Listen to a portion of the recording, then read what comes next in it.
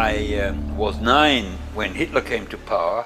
I was about 10 months in Auschwitz, and I learned a lot about the doctrines of a fascist state. The lesson I took from my stay in Auschwitz was anybody belonging to the Jewish people is not allowed to behave ever like our perpetrator, the people who did the thing to us. Look, I think why I have a certain right to be proud of being of Jewish origin is because the Jews were the pioneers of interhuman ethics. And the Jewish idea of how to treat a foreigner, how to treat a servant, which is in the Old Testament, was taken up by nobody less than Jesus Christ, who was the last of the great Jewish prophets. The prophets in the whole tradition wanted to stress and to stress the ethical content of Judaism. And so there is reason enough to be proud. And what is happening now in Israel towards the Palestinians is exactly the opposite. It's exactly the opposite.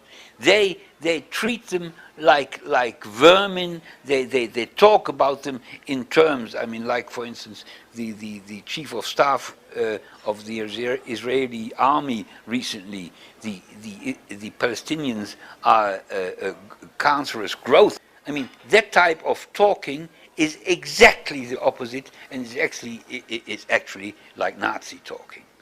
That's what was said about me when I was a boy, a Jewish boy in Germany, under the Nazis.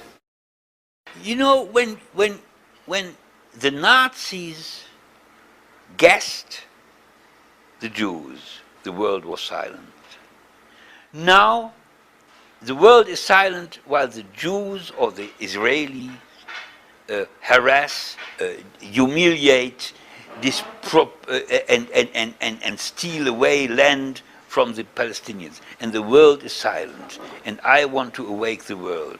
Because any criticism on the policies of Israel is hampered and made impossible by a terrible trick and crime of Israeli propaganda, that any criticism on the politics of Israel comes out, is induced by anti-Semitic feelings.